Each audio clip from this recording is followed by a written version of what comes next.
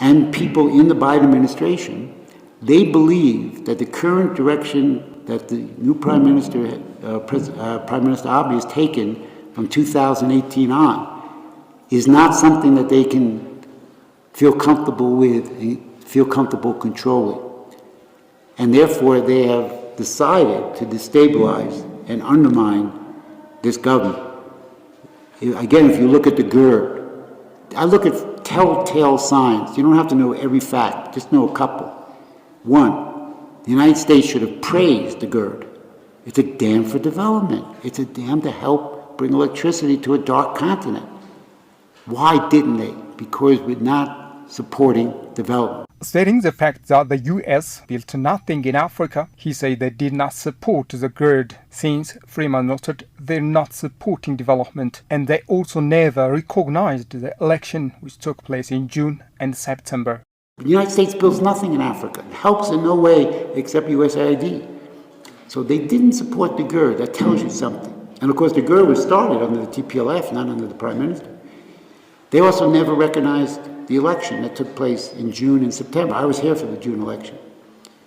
So these things tell you something. Why aren't they? Why didn't the United States and the West support this government when they were attacked by an ethnic group?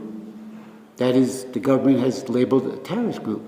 Wouldn't you normally support a nation state against someone trying to overthrow it?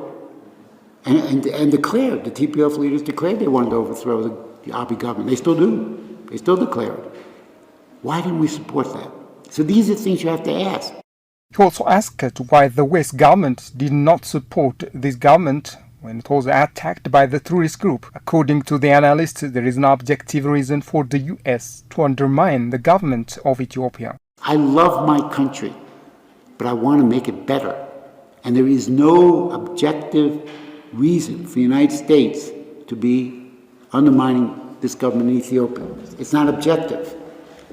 It's not in the interest of Americans. It's not in the interest of our foreign policy. It's not in the interest of anything except a geopolitical group that exists within the U.S. government and has existed within the U.S. government for many years. Freeman mentioned China as not a perfect ally, but a good one. It has very useful thinkers. The analyst argued Ethiopia and other African countries to unite and promote the interests of Africans, praising Ethiopians for their inspirational moves in realizing GERD. Freeman lauded what Ethiopians did with GERD. No one, including the World Bank or IMF, contributed to it, and it is just an inspiration of what can be done in Ethiopia. Life goes on without the West.